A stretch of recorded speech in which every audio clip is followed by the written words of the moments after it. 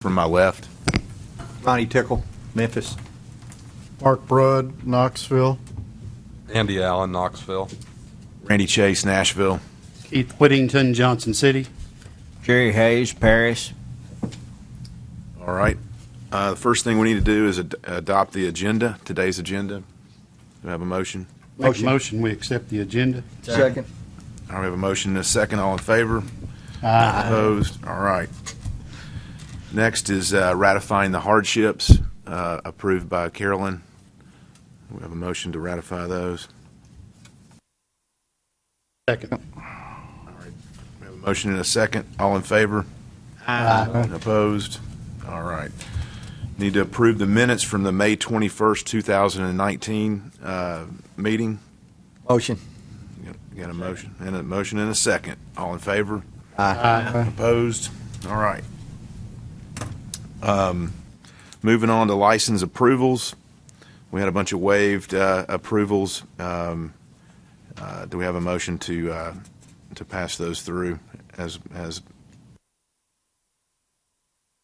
Move to approve the waived Second. licenses. all right, we have a motion and a second. All in favor? Aye. Opposed? All right, what about interviews? Start to my left. Ronnie. I have two. Block Builder LLC.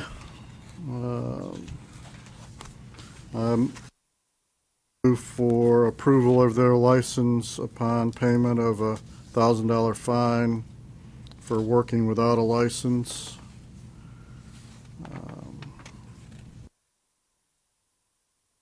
File number 73422.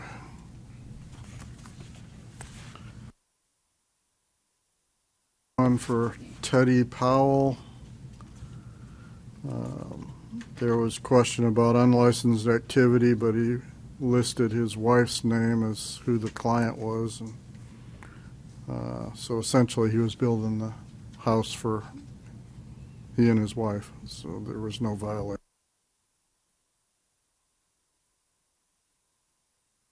73655.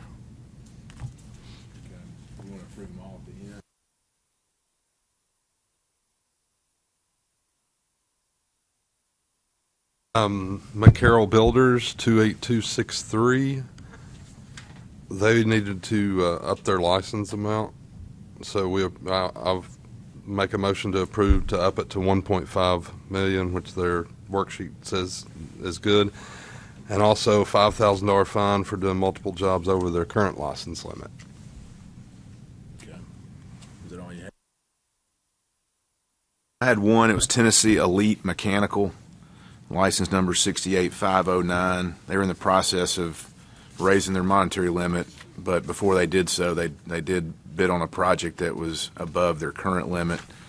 So I recommend a $1,000 penalty, which they're going to take care of, and then we'll approve that request.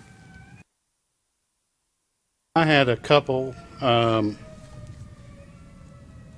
This one was for a change of mode of operation in a name change, and he also had a qualifying agent that carried his CE leave the company, and he'd had a complaint filed against him, and it was about installing 7 lights and 7 receptacles, and apparently the owner wasn't at home when the Nashville codes inspector went by and couldn't get into the house, so he went twice, and they canceled the permit or whatever, so the owner was filing a complaint against the contractor, and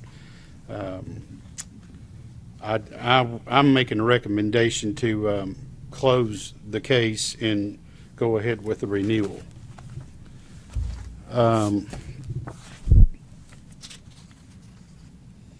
Next one is Walter Lee Rogers. Not sure why I've got this here.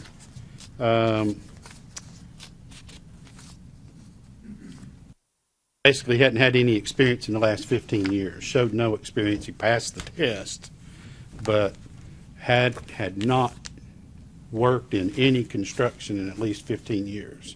so I denied the license. Okay. Is that it? Did you have any? Okay, so do I have a motion to approve those that were interviewed by the various moved. board members? We got a motion? Second. Motion and a second. All in favor? Aye. Opposed? All right, what about revisions? I guess we, Move for approval. all right, we have a motion. Second. Motion and a second to approve the revisions. All in favor? Aye. Opposed? All right, what about LLEs, Andy? So we've got a few, all were approved except for these three, and there are 5, I guess I need to read them all. So 11246 is approved, 50311, his is expired, and I did not approve passing him on these licenses. He needs to take his test. It's been over 3 years he's been expired. 55202, same thing. It's been over 8 years since he's been expired. He needs to take his test. 53699 approved. 30413 approved. 51523 approved. 55498 approved. 40152 needs to take his test as well. It's been 9 years. Okay. Have a motion to approve those or make the recommendations as Andy has stated. I'll move to approve the LLEs as stated by Andy. Second. Motion and a second. All in favor? Aye. Opposed? All good there. The LLPs, I reviewed those. I approved the LLPs that were submitted. They're on your iPad. License 813, number 2232, and number 3862 were all approved as submitted. So do I have a motion to approve those? I'll move to approve the LLPs. Second. Motion and a second. All in favor? Aye. Aye. Any opposed? All right, home improvement. I approved all that were submitted. Okay. Second.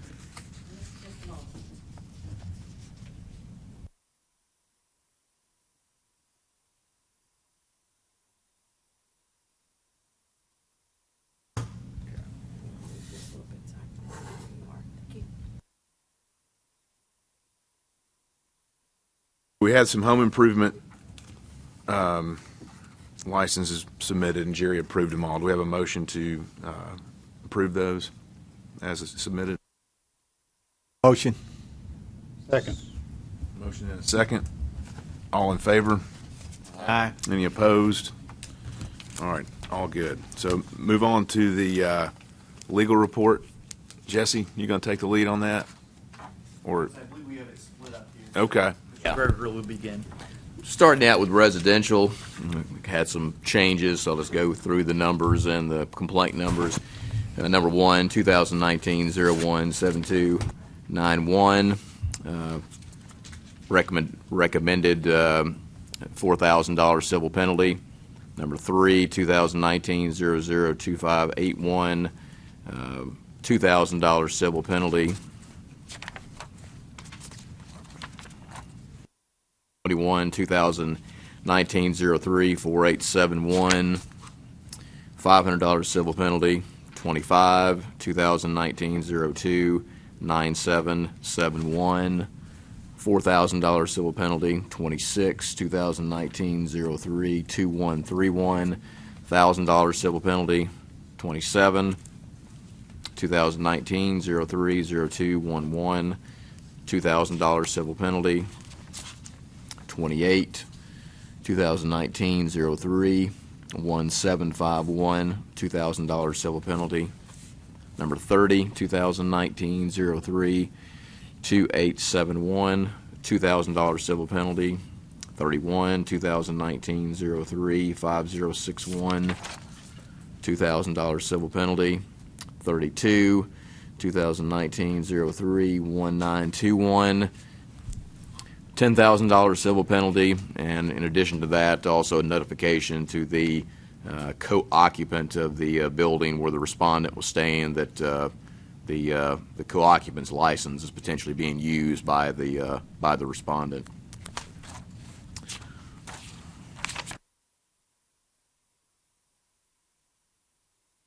50, 2019-04-9611, $2,000 civil penalty. 58, 2019-03-8011. After some discussion, the board members agreed that counsel for the board will notify this respondent to show up at the next regular scheduled meeting. This will be in September. All right.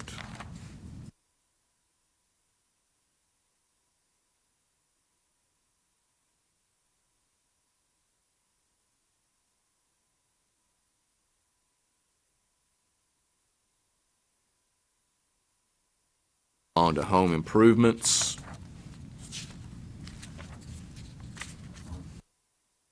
'96, 2019-05-1911, $5,000 civil penalty.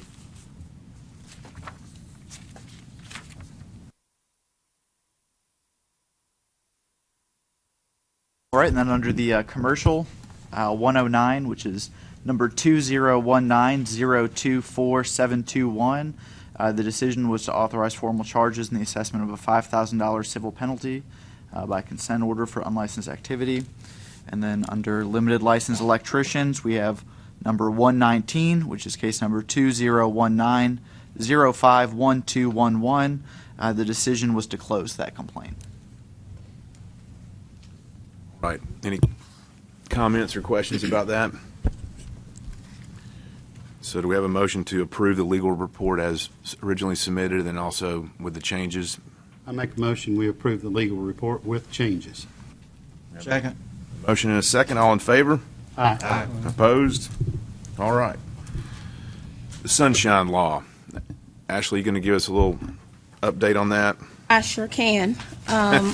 So I know you all saw a video earlier that Carolyn may have sent out to you, and then I sent you all a PowerPoint. Under the Governor's Order, Executive Order 5, we're required to give you this refresher, and I just want to touch on a couple of things related to the Sunshine Law. Just a reminder that everything is an open record. That includes emails, documents, anything of that nature. Any meeting of a governing body, which would be you all, is a public meeting. If there are two or more members present, that is what constitutes a governing body. Executive sessions are excluded from that, and those are in place where the members would meet with the attorney. There's a lawsuit threatened or there has been a lawsuit filed, and the board has questions about that lawsuit.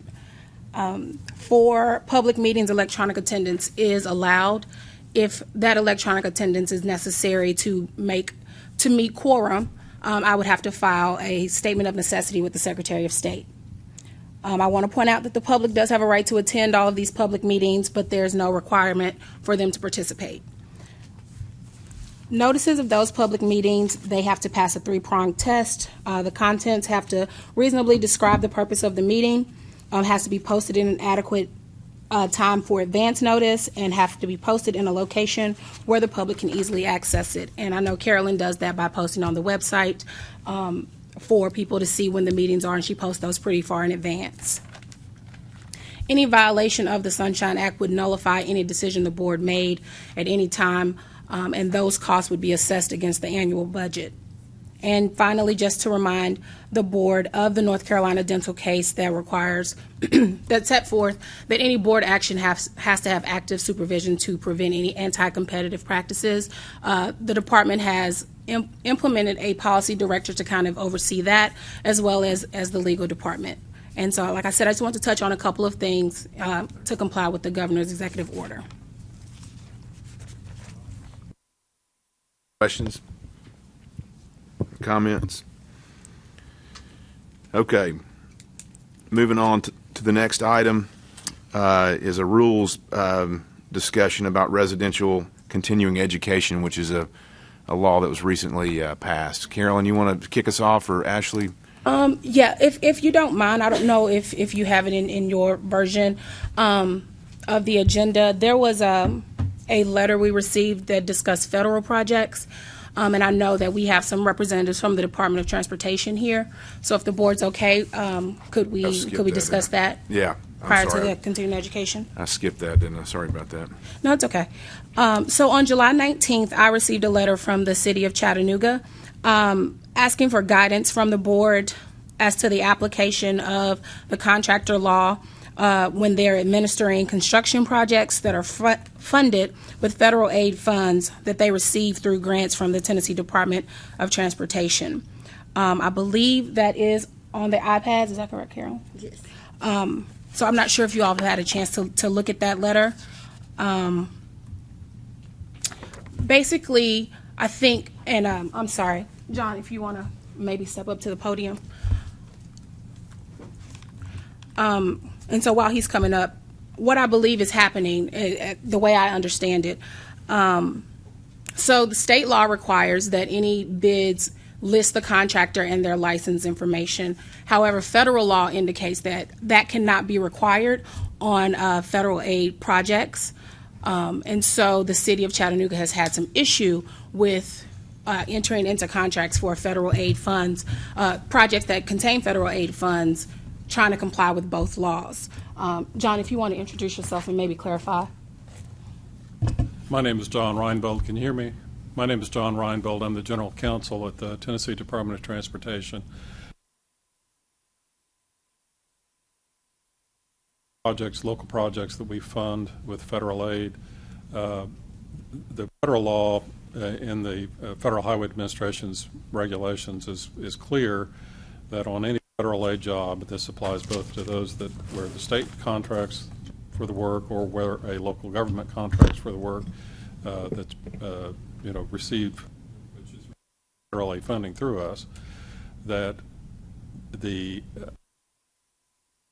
federal money, the owner of the project shall not require a contractor's license as a condition for submitting a bid or considering it for award. Not intended to preclude requirements for licensing of a contractor upon or subsequent to the award of the contract.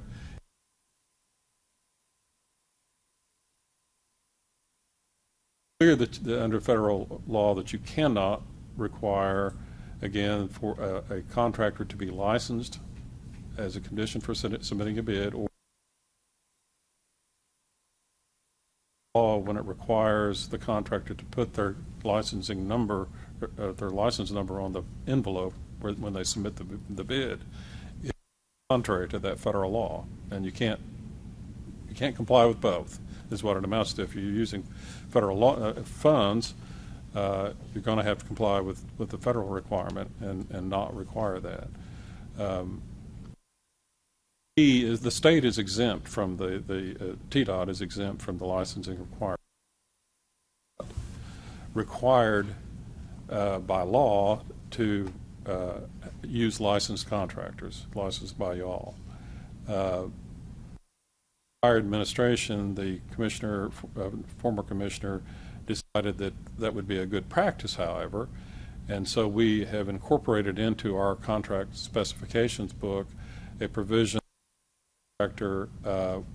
while the contractor need not be licensed to submit a bid or to be considered for award, the contractor has, after we open bids, within which to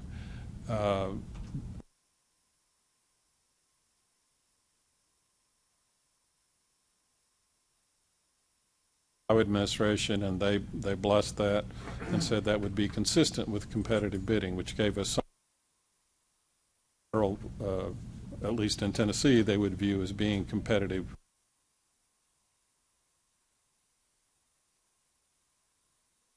Our guidance to our local governments when they use federal aid funds through us is that when you are project with federal aid funds, you shall not require the contractor to be licensed as a condition for submitting a bid or for considering. However, since we have through our own process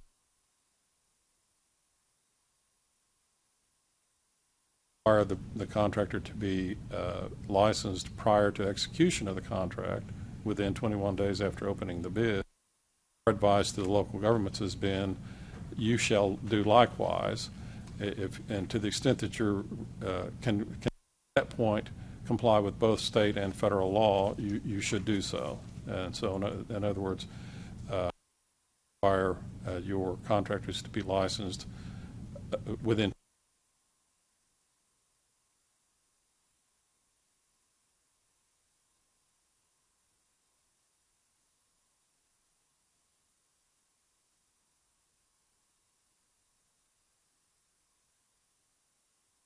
That's basically the way we have operated.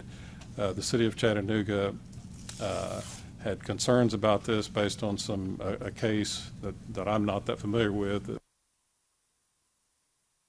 That had concerns about it. Yes, so in full disclosure, earlier this year, the city of Chattanooga did reach out to Carolyn and myself regarding another project wherein they listed a subcontractor on one of the envelopes, but that contractor did not necessarily have the, I think, the monetary limitation for that. And my answer to them at that time, I indicated to them that I wanted to bring their attention to our rule 0680-01-.24, which required the prime contractor to list on the bid envelope only one electrical contractor with appropriate classification and monetary limit, or the bid shall not be considered. Their question this time is a little bit different. I think it's more broad than this specific question, but from my understanding of our conversation, myself and the Department of Transportation, our conversation with the city of Chattanooga, they are just looking for guidance from the board as it relates to those contracts that use federal aid funds, if they would be seen as in violation of state law if they are complying with the federal law that says that those bids shall not require the license number to be listed on those bids or offers. Federal not supersede state, It does. so why are we having this discussion if federal supersedes the state? Because with the prior project that they discussed, that actually ended up going to court, and it's actually in the letter on the iPad. Give me just a second. Let me find it.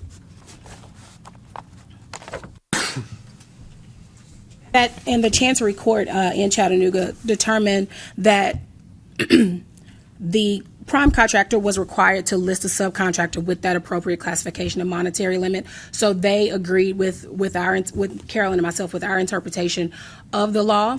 However, I believe that they are hesitant, I guess, to enter into those contracts that receive those federal aid funds because of the issues that they got into with the prior contract. All right, so my point is, state of Tennessee, we need money here, and we shouldn't be quabbling over that a little bit when we can get money. That's the way I look at it. I mean, if they're going to give it to the state, we need to take advantage of it, or it's going to go to Mississippi or Arkansas or Missouri, and we're going to be left out in the cold. Does it have anything to do with who administers the funds?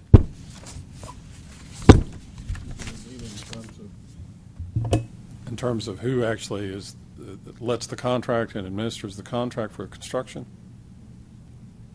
It's state funds, but it's received from the federal government, but the state administers the funds. Is that? Well, we receive pots of money from the federal government, and we make from some of these projects of one kind or another.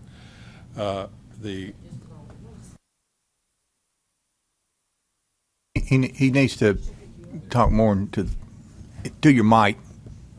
Have been, and it keeps going on and off. Okay. When we issue a grant to a local government, and under the terms of that grant, the local government lets the contract for construction and administers that contract, then they are administering those funds, and they are responsible. Ultimately, we're responsible to the federal government to comply with federal rules. If the local government does not comply, the feds look to TDOT to make the federal fund account whole. But they put on us the responsibility to make sure that the local governments are complying with federal requirements.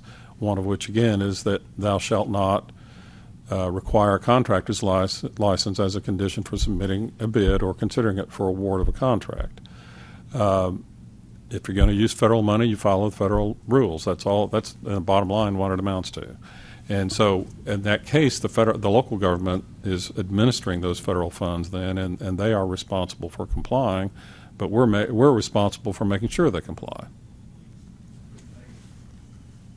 Same guidelines that TDOT's using, since you're giving them the money, can you require them to use the same guidelines that you're using with, That has been our advice, yes. And again,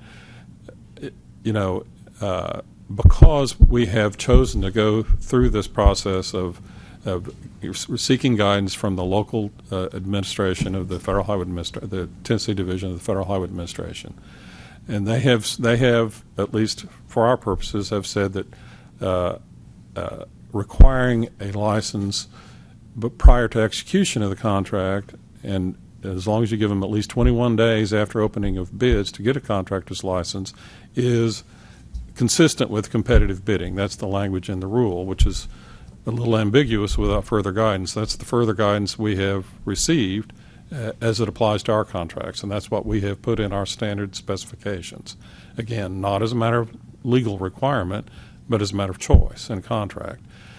Since the local governments are otherwise required by state law to require a contractor's license, apart from the federal law requirement that they cannot require that as a condition for submitting a bid, then our advice to them has been, what we may do, you shall do. What we may do, which is to require a contractor's license within 21 days after opening bids, you shall do, because that way you can reconcile at that point. You can reconcile state law and federal law, and that they should do so. I think we would agree with that opinion. What does the other side say? From our final conversation with them, and correct me if I'm wrong, John, I believe they wanted that assurance from the board that they would not be found in violation should they bid on or accept bids for projects that include federal aid funds where the contractor license information is not listed. And that was not assurance that I had the authority to give them, so I told them I would bring it to the board. My opinion, that's what we ought to do, is not require them to list their name. And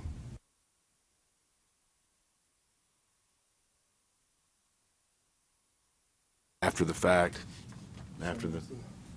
But TDOT's doing. But TDOT's saying that you've got to get a license within 21 days. What if you can't get a license? Then you don't comply with the competitive bidding. Right. You're out. You're out, except. And that's what the judge said right here, too. Yeah, but I'd hate to be one of those guys who, when the feds say you can do it, the state says you can't. Well, but it's in their specs. They know it on the front end of the job. You know it bidding the job. You got 21 days if you win. That's correct, and it's handled in our contract specifications. And if the apparent low bidder is not licensed in Tennessee, that they've submitted the bid. We didn't say you're non-responsive because you don't have a license. And if the apparent low bidder then without a license obtains that within 21 days, then we can award the contract per our specifications. If they do not obtain a contractor's license within that 21 days, then we consider them non-responsive on the bid, and then we can go to the next low bidder, or we can reject all bids. However, we handle it. But at that point, under our specifications, that bidder becomes non-responsive because they don't have their contractor's license within 21 days.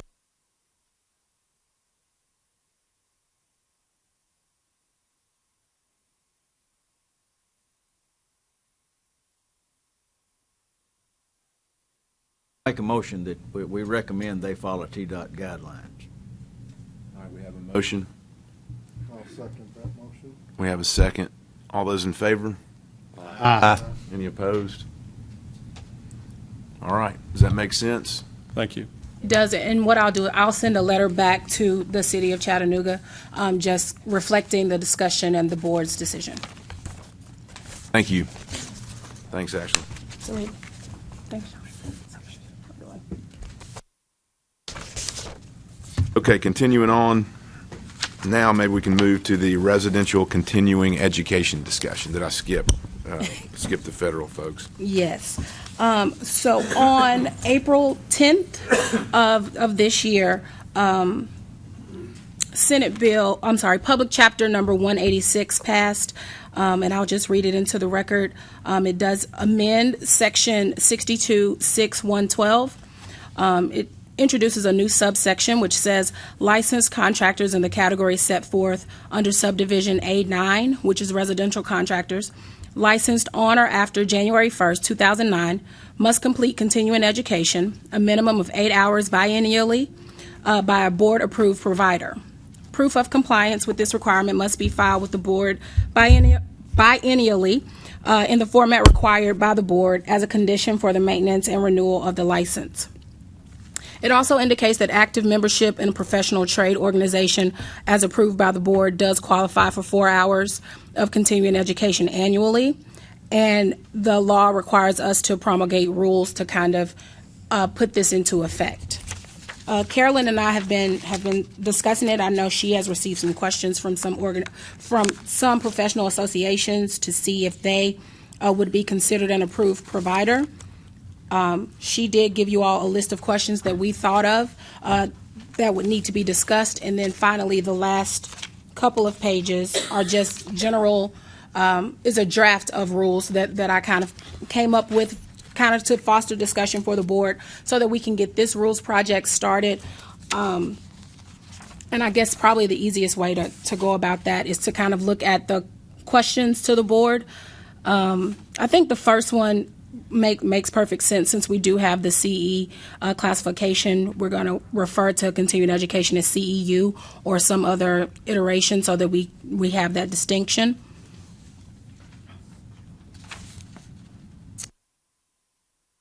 I think it should be residential continuing education because that's what it is. It's then if we expand continuing education further, then we can continue that trend to commercial continuing education or electrical continuing education or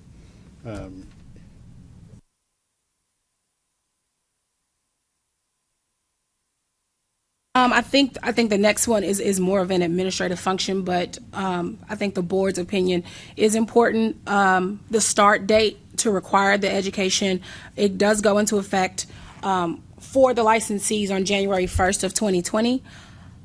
And we're trying to figure out, I guess, first, which iteration of residential the board wants to have this required, BCA little r or just BCA. I'm not sure what the board's preference is there. And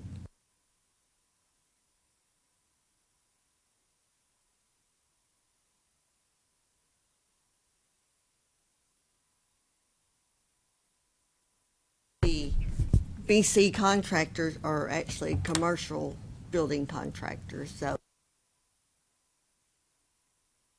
which classifications we need to require it? A little r, BCA, BCA small commercial. That's open for discussion. I think those three are the three key residential groups, and if you go any further, then it's commercial. So.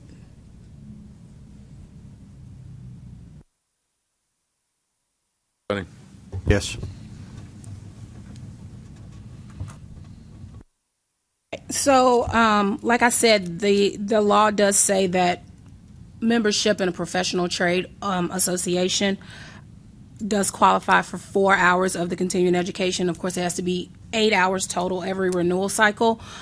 I guess the question there is how the board wants to go about reviewing and approving or denying which trade associations meet that qualification? Is it something that the board feels Carolyn can be authorized to kind of review and decide if that association meets, and then have the licensees provide proof of membership, and she can approve that as continuing education if it's something that we need to bring to the board when they submit to be considered an approved association? I think those are the couple of options we had come up with.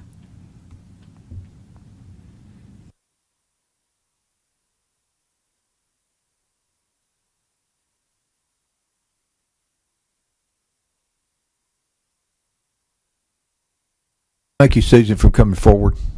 Thank you. I was drafted. James Carbine with Home Builders Association of Tennessee. As members of the National Association of Home Builders, we get information every Monday morning, and we're touched about 20 times a month with additional updates and info, whether it be OSHA guideline changes, FEMA guideline changes, the new International Building Code revisions. So we would submit that the National Association of Home Builders would be one of those professional trade organizations. And in addition, Home Builders Association of Tennessee will be providing online courses as well that you can take without being a member, but we will also be a provider of that education.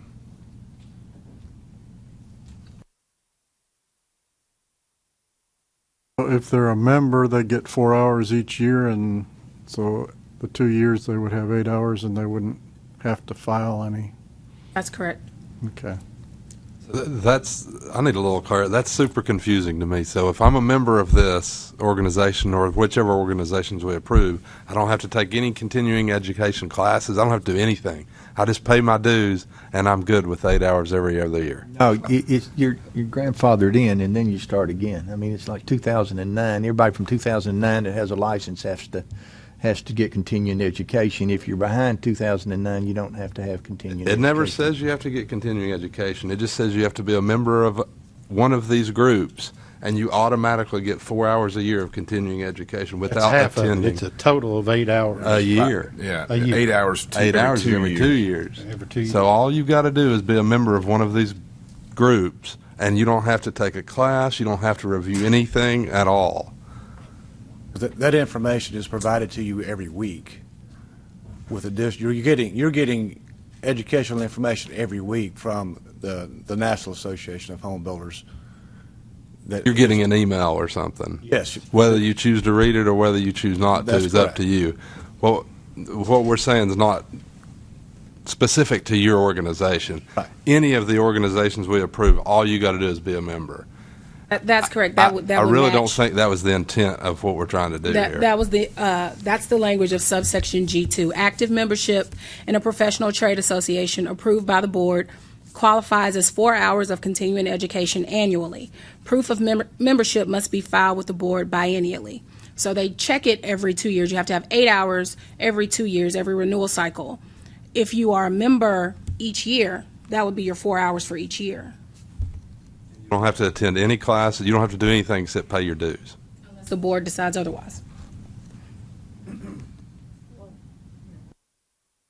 That's not the intent. That is not. That the is intent. not the Right, intent. that is the, you're correct. That is language not of the the law intent is of what what it we're is, but trying the to do. board has the authority to promulgate. We definitely need to promulgate. Well, the one word, I guess, in the law is active membership in a professional trade association. So we're going to have to determine what active is. I mean, I agree with you. There needs to be some sort of, any other professional organization would require you to go to a formal class. That's what you're saying, to keep your license or something. I'm a member in several of them, Right. and I'm not required to do anything except pay my dues. We would rely on whatever they give us to know whether it's Gotcha. active. So we would ask, you're saying we would ask the organizations to make their active members go to class to become active. Their class, but Right. they would just let us know who's active. They would provide us A proof. membership list. Yeah. But that's just dues, yeah. I think what the intent was, is continuing education, legitimate continuing education, like any other trade, That's- licensed trade in the state has, where you got to go to class and get up to date on rule changes or safety issues or whatever. And it's not really written to do that. If I could, If they are not, if they are, if the licensee is not going to provide proof of membership in an association, they would have to go to class. I believe that membership in the association, reading the strict reading of the law, would say that membership qualifies. and that is correct. I'm Susan Ritter, and I'm the Executive Vice President for the Home Builders Association in Tennessee, and that was our intent. Our members are touched 12 to 20 times per month in some way, not just emails, not just all of the other social media avenues, but also membership meetings. We have OSHA training at our local associations. We have safety training. We have all kinds of training at our local associations that non-members do not have access to that information. So we felt that membership was strong enough to qualify as CE credits. So that was truly our intent. But to go hand in hand with that, we have access that we're working on. The state of Oregon has a full, and I can bring it, I brought copies for everybody, a full complement of construction education courses that will be available to our members or non-members strictly online for a fee, and then get all the education they need. And that will be offered to our members at no cost versus non-members at a cost. And that's ready to rock and roll. It's ready right now. All we have to do is tweak a few things to make it applicable to Tennessee code or Tennessee law. But that's where we are. A quick question. Do I have to attend any classes or do any education to be an active member in your organization, or do I just have to pay my dues? Have to pay your dues, and you receive emails, magazines, literature, Right. all of that stuff. Yes. But I do not have to attend any class or You read do not any have of to the... attend any class. And I will say, I understand that, and it's very active in its membership. I think, and correct me if I'm wrong, I think your question is a bit broader because, like I said, part of the information that you all received, the Home Inspectors of Tennessee has asked to be an approved provider, and so what are we going to look at as, what is the board going to look at to say that they do meet the requirements to be an approved provider, or that membership does count towards the continuing education? So I don't know if it is the amount of outreach that they give to their members, if that meets the requirement to be an approved provider. That's something that the board would have to decide. I would also add something that's a little different over the years with the home builders is our members are not automatics anymore. It's not because of workers' comp insurance or any of that. They are joining because they want to join. They see that a need will be satisfied, unlike perhaps the realtors, because you can't, get access to the MLS unless you're a member. We don't have those kinds of hooks, if you will. What we have is a program that people want to be a member of because we have good, solid information. Jimmy? I'd like to echo a few of the comments from James and Susan. I'm Jimmy Franks. My company's Tennessee Valley Homes in Franklin. I'm state president of Home Builders Association currently this year. It's an honor to serve the state of Tennessee State Home Builders Association. Very humbled to do that.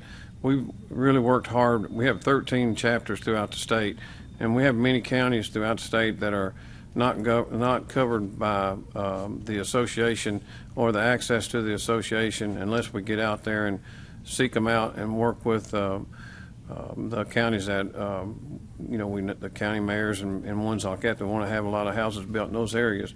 Affordable housing initiative is a big plus, but we did work hand in hand with the old school of builders that really didn't see the need of having this to start with. So I think we've come a long way recruiting them and getting them on board and grandfathering them. But beyond that, this is a program that's just getting kicked off, and it can always be amended.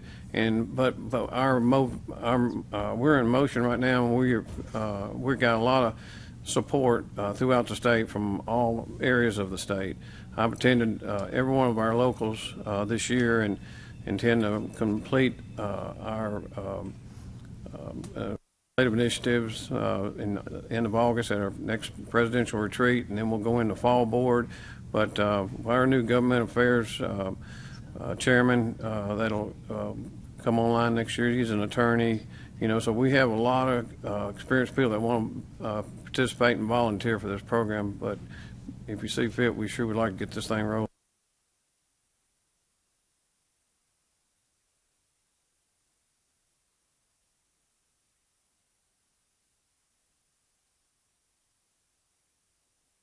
My name is Greg Glosson. I'm from Memphis, and I am the Tennessee Division I Vice President for Tennessee Realtors at this point. And I'd like to give you maybe a different perspective on this. As realtors in the state of Tennessee, we are required every 2 years by the Real Estate Commission to obtain 16 hours of continuing education. 6 of those hours are required to be a TREC core course, which my reading of the law and interpretation of this law is that this is something very similar that the Contractors Board wishes to put into place as well.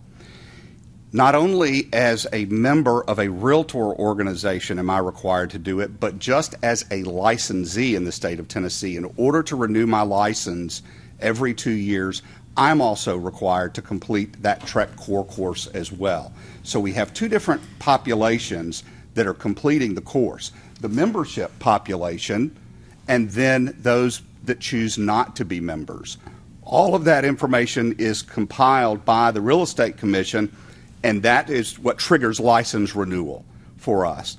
And again, based on my initial reading of this law, it looks like that was the intent, is that everyone who had a green license from the state of Tennessee would be required to complete either the membership requirement, or they would have to go into some kind of either an online, a virtual classroom, or a live classroom to complete the 8 hours of continuing education if, in fact, they chose not to be one of those approved members. For full disclosure, I will tell you, I also own a real estate school that is licensed to provide both pre-licensing and post-licensing for realtors, in addition to continuing education. So my intent being here today is to try and find out exactly what the board is going to do as requirements for the continuing education providers, and what the process would be for approval, because this seems to be a fairly natural place for some of us who are already trained and approved by the state with one other division to be able to come in and offer the same kind of adult learning to the members who have a contractor's license. Thank you.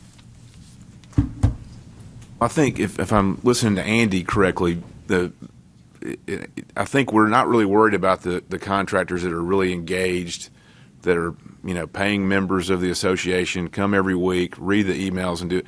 It's the other some percentage of home builders that might just join to get their 8 hours, never come to the meetings, and never go to, because the classes are not formal classes that are documented, like maybe you're describing, professional engineers, professional architects, things like that have to go do that before they can continue to design a building or something like that.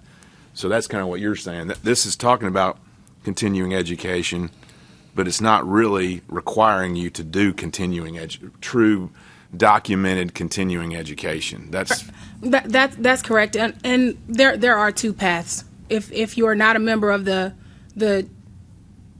you don't have a trade membership in one of those associations, you have to go and receive 8 hours from some other approved provider. I know, but we're saying that even if you are a member of that association, you're not doing any documented continuing education. Right, You're but just doing. the You're language seeing the emails. You're seeing the the things coming in the mail, the magazines, you're going to meetings. I'm not trying to shoot it down. I think this is a good idea, but I think that's the point we're making, is trying to figure out what the intent. Guys, we've worked on this for literally years to get continuing education for contractors. We've been fought at every step we took. It took an agreement of this sort just to get started. We can add requirements as time goes on, but the main thing right now is that we have continuing education, and we can, with membership, educate them. If you write the check to the Home Builders Association, you're probably already going to get more information than we have in front of us right now, and you will continue to get it. Now, I agree. I agree with your sentiment. What if I choose not to read it, choose not to pay attention to it? Then, that's probably your loss. But the main thing is that we have continuing education. Well, as I read it right now, we don't have we've got to do something to get anything, because there's no trade organizations approved at this moment, right? And that's where this conversation, that's why we put it on the agenda. What requirements does the board see as necessary to be an approved trade association? Is that something that they would submit to Carolyn and she bring it to you at a board meeting and you review it and decide if that is a membership that would meet that part of the statute?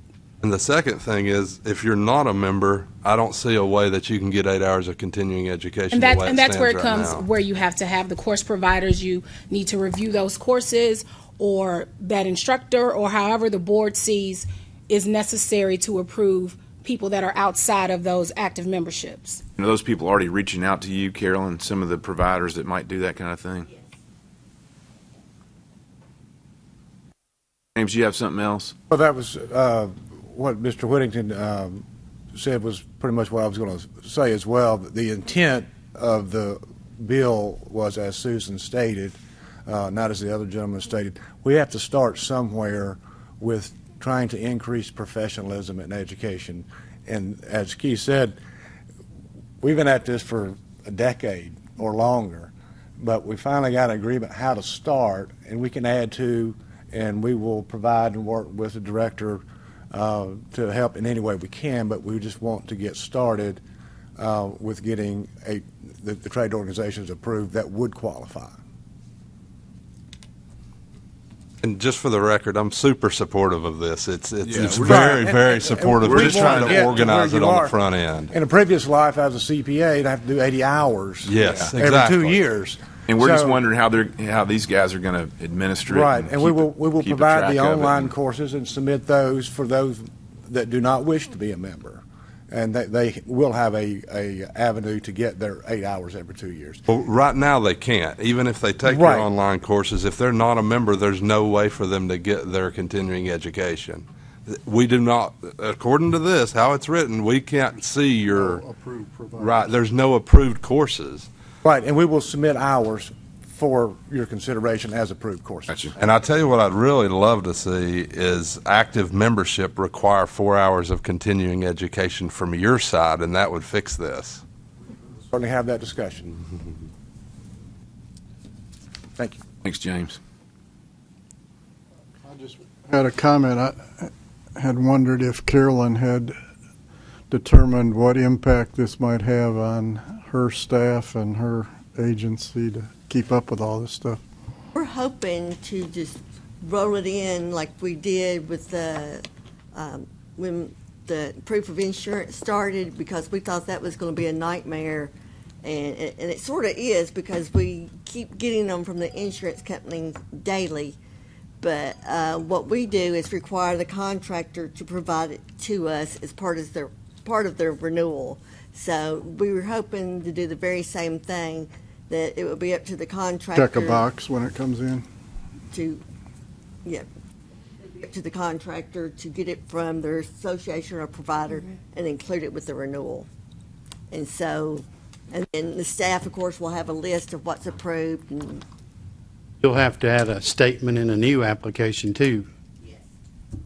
that's, we need to revise our renewal forms and everything. We need to do it pretty quick because the renewal forms are going out, they go out 3 months in advance.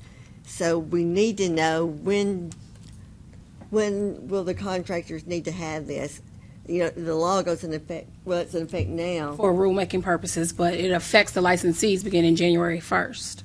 And I was hoping we didn't have to require people that expire on January 31st, 2020 to show proof of 8 hours. So I was hoping somehow we need to work them in, but I didn't know if we needed to give them a full year to work it in or start it like in 20, or where we would start it in 2020. Start verifying in 2022. Yeah, Wouldn't it be their subsequent renewal yeah. from this date? That's what I was January the 1st, it would be we're every 2 years. Right. The subsequent renewal, so that would be a notification that needs to go out with their renewal this time, Yes, yeah, that's what I was wanting. reminding them of the requirement for their next renewal. Yeah, so I thought we could do the ones that expire in 2021 to have just 4 hours, and then 22 starting then, all of them after the. I'm getting concerned that you're trying to break it down annually when everything's set up biannually. Yeah. That's the only thing that concerns me when you say that. Yeah, well, otherwise we wouldn't be able really to start requiring it until 2022. Well, plus you couldn't get your 8 hours because it's only 1 year membership, so you can only get 4 hours in 1 year max, the way it's written. Yeah, that's why I broke it down like that. So if you expire next year, you have to have 4 years, and then the following year and all subsequent years would be the 8 hours. It'd just be that first year, wouldn't it? It would just be those that expire during 2020. 2021. Next year. Would they have 4 wouldn't- hours to submit, and then Yeah, the 2022s would have 8 hours to submit. yeah. I've got it wrote down, I put down an example in there, trying to explain it. Guess the other option is 2021 doesn't have a requirement until 2023. We either make it 4 hours or no requirement.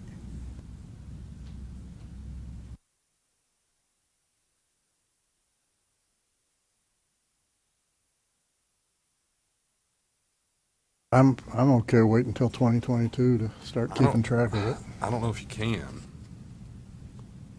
We want to try to get this thing started as quick as possible, y'all. I don't think it'd be a hardship on them to do 4 4 hours hours in in a year. 2021. That gives them a whole year.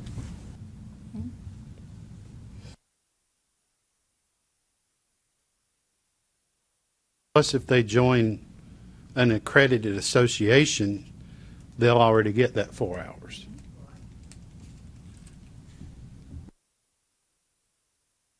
Want it anyway to have it in 2022, to have the 8 hours.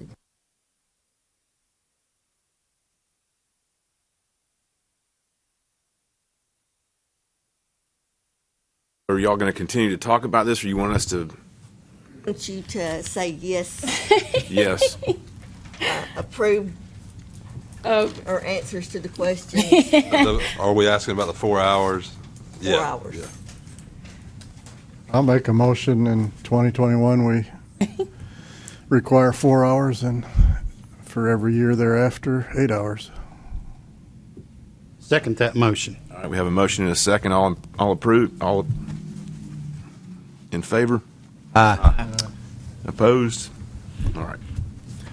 All good. Oh, go ahead. Do you want to go to the next question? Yeah.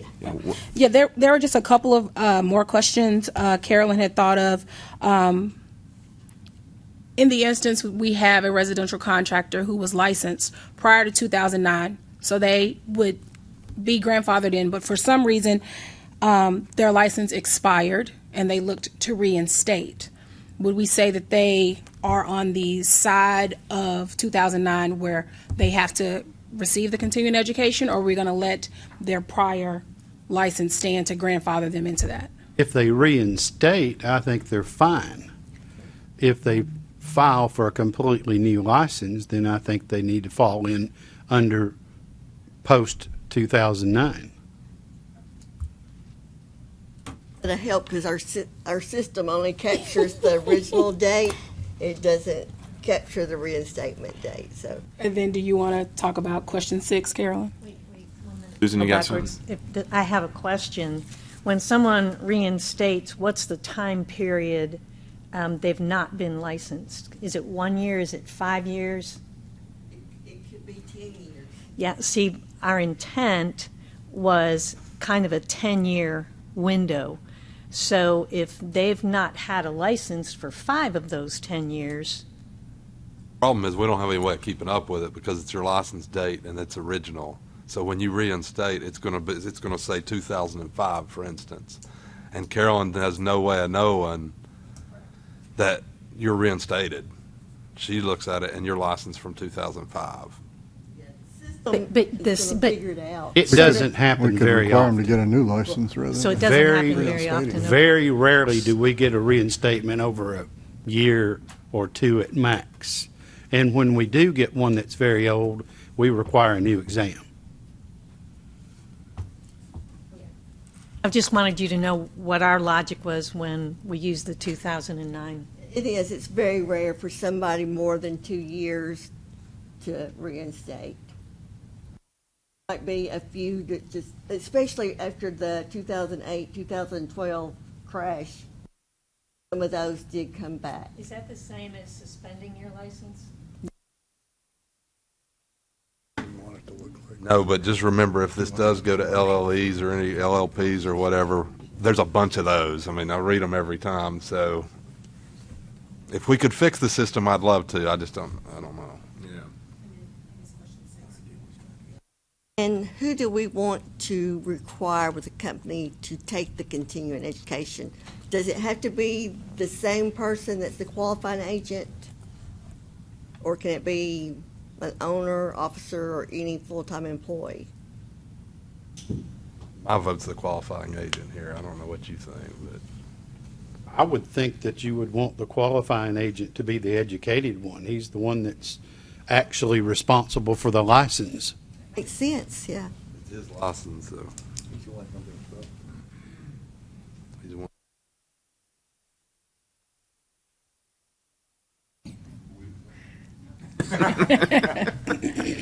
Well, we do have a lot of instances where we have owners, but then we also have qualifying agents of the company. And it's not necessarily going to be the owner that's getting that education. It's going to be the qualifying agent. So it's a good question, but I still think it needs to go back to the qualifying agent. And then I guess my final question, for purposes of the rulemaking language, how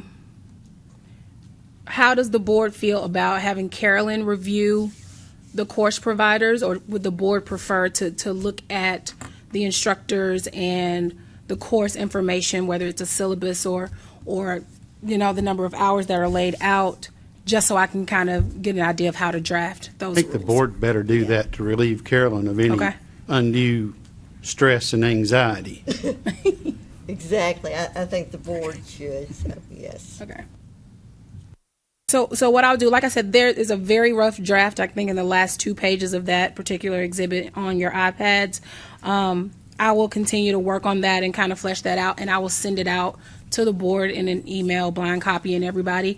And if you can just send me your feedback, that way when we meet in September, we can kind of go from there. Okay. Sounds good. Awesome. Thank you so much. All right, thank you. Thanks to everybody, Susan and Hey, one thing before it might help if James and Susan kind of come up with something what y'all had in mind, what we have in mind, so the board can see what our intent is to as the gentleman from Realtors came forward and said, I'm a realtor and I have to take that core course and I hate going but I have to go. That's the only course they really require for people who like me who are grandfathered in. But we all have to take that one course. So I think do something like that. Part of the definition of active.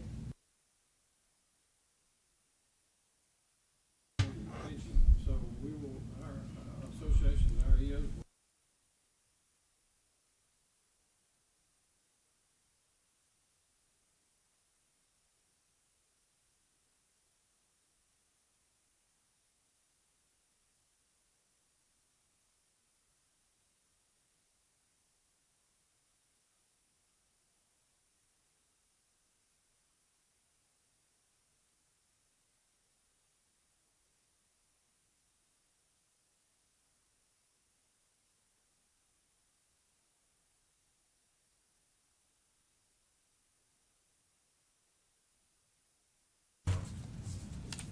Programs that we have and the things that we're. Thank you. All right. Anything else, Carolyn? Do we need to look at the budget or anything? No, did we skip before? Did we skip the legal report? No, they did that. Oh, okay. We're, okay, good. Yeah. Any new business? Yeah, I think I sent you all the financial statement for the budget, and it's only through May, so I don't have final figures yet.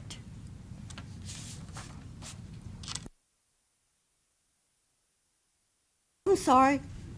Go Build update. I'm sorry. Well, hello everyone. I'm Brian Kelly. I'm the Executive Director of Go Build. I'm just going to give you guys a little recap of what we did in the last year and what we're looking towards moving forward. So last school year we attended about 25 events. That includes career fairs, transition fairs, even some job-centric events. We did some classroom visits and started to explore different areas of where we may want to identify new programming. Right now, planning out 2019 to 2020 school year, we hope to attend more events than we did last year. Right now, we're working on putting together our annual Touch a Truck event that happens here in Nashville at the Adventure Science Center. Last year, we were involved with Skills USA, Career Quest, the Partners in Education Conference, and the Career and Technical Education Conference, kind of ways to meet educators and different folks all over the state to get their input into what we should be focusing on with our program. As far as more strategic planning related stuff, we're kind of looking at a marketing revamp. Not necessarily in our imagery or our approach, but mainly in our demographics. You know, we have to identify who are the most likely people to articulate into this industry and through what avenues are they typically doing that. So before it was kind of a shotgun blast where we were not necessarily focused on the right groups or the right populations, and I think that there's a lot that could be done there. Like I said, we're developing some new program concepts right now. We'll roll out small pilots to see how they work. Even, things like school workshops around blueprint reading, basic tools and basic education around what goes into careers in the craft professions can make a big impact. And I think if we kind of explore one and get a really good program put together around it, we can take it around the state easily rather than trying to approach every school and every district as its own unique entity as they are. We're also looking into the idea of piloting a summer jobs program, not in the sense that we'll be employing people for Go Build, but we can help facilitate relationships with contractors in different areas and with students in high schools to do, short assignments or short projects with the builders so they can see what goes on, how to get involved past high school, what the expectations are, and whether they like the industry.